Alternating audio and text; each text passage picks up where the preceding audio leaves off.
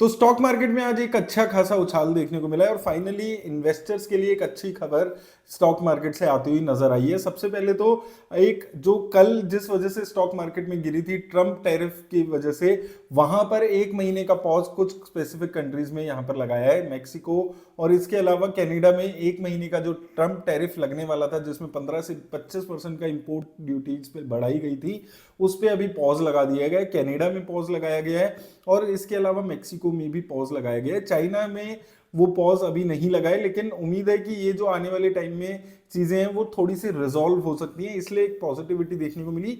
Across country देखेंगे आप तो एशिया की सारी मार्केट्स में तेजी देखने को मिली। हालांकि यूएस की मार्केट में कल गिरावट आपको देखने को मिली थी, नैस्डैक जो था वहां पर 1% की गिरावट आई थी, लेकिन आज निफ्टी 50 इंडेक्स में 1.5-2% की उछाल था। बैंकिंग सेक्टर में भी बहुत अच्छा 1.5-2% का उछाल था और मिड कैप स्मॉल कैप सभी इंडेक्सेस में 1% के आसपास का उछाल देखने को मिला था।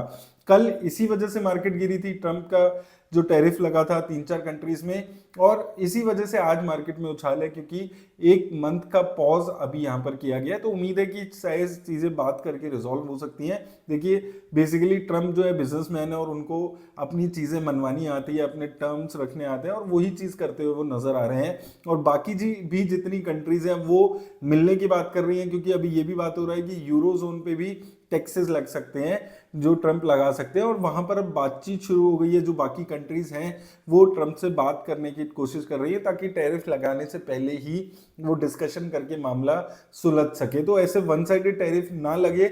इसलिए एक अनसर्टेनिटी का जो माहौल था कल मार्केट में वो आज थोड़ा सा रिलैक्स होते हुए नजर आया है। एक नेगेटिव चीज क्या हुई है कि चाइना ने वो अपने यहाँ पर भी इंपोर्ट ड्यूटी बढ़ा दी है। जो यूएस ने उनकी इंपोर्ट ड्यूटी बढ़ाई थी तो चाइना ने अपनी इंपोर्ट ड्यूटी बढ़ा दी है। तो चाइना और यूएस में फिर से वो जो ट्रेड वॉर था, जो अभी कुछ टाइम से बात नहीं हो रही थी, वो फिर से शुरू हो गया है। और इंडिया में अगर आप देखें तो जो यूएसडी का प्राइस है वो सबसे लोएस्ट एवर पहुंच चुका है, 87 रुपीज के $1 हो चुका है। तो इंडिया के लिए ये एक नेगेटिव चीज है। लेकिन 7 तारीख को आरबीआई शायद इंडिया को एक अच्छी खुशखबरी दे सकती है, जिसमें उम्मीद की जा रही है कि रेट कट इंडिया में शुरू हो सकते हैं। देखिए पिछले पूरे साल यूएस में लगातार रेट कट देखने को मिले थे, लेकिन इंडिया में रेट कट नहीं हुए थे। इस बार उम्मीद है कि जो 7 फरवरी को रेट कट की शुरुआत इंडिया में हो सकती है।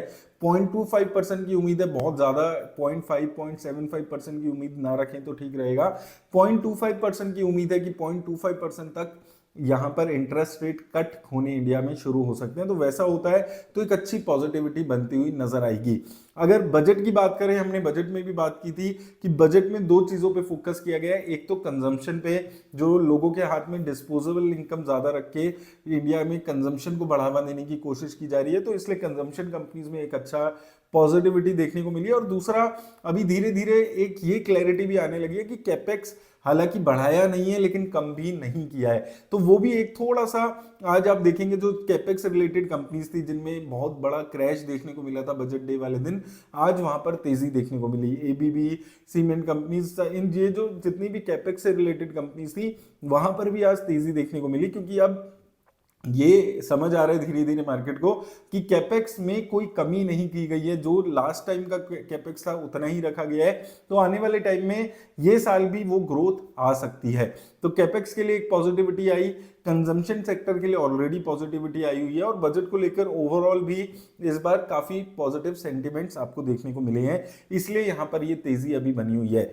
अब नेक्स्ट जो इंडिया में अभी ट्रिगर रहने वाला है वो 7 फेब को क्या डिसीजन लिया जाएगा आरबीआई के द्वारा, क्या 0.25%, 0.5% की गिरावट आएगी इंटरेस्ट रेट में, वहां से बहुत ज्यादा एक पॉजिटिविटी और बन सकती है। फिलहाल आज अगर आप देखेंगे एक अच्छा खासा उछाल देखने को मिला है, कुछ पॉजिटिविटी कुछ नेगेटिविटी, वॉलेटाइल रिटर्न्स आपको देखने को मिलने वाली है। अब न्यूज बेस्ड हो चुकी है मार्केट, क्योंकि रिजल्ट्स का सीजन अभी ऑलमोस्ट खत्म हो चुका है। 2-4 बड़ी कंपनीज के रिजल्ट रहते हैं, जिसमें से एशियन पेंट्स के आज रिजल्ट आ चुके हैं, जहां पर 23% का ईयर ऑन ईयर डिक्लाइन देखने को मिला है प्रॉफिट्स में, जो कि एक्सपेक्टेशन के हिसाब से ही था। बहुत ज्यादा एक्सपेक्टेशन के अलग नंबर्स नहीं आए। तो अब जो नेक्स्ट ट्रिगर रहेगा मार्केट में, ये जो ट्रंप के डिसीजंस लिए जाएंगे, ये जो रेट कट होगा, अब यूएस में इन्फ्लेशन का सिलसिला शुरू हो जाएगा, रेट कट होंगे नहीं होंगे, इन न्यूज के बेसिस पे स्टॉक मार्केट में आपको पॉजिटिविटी देखने को मिलेगी।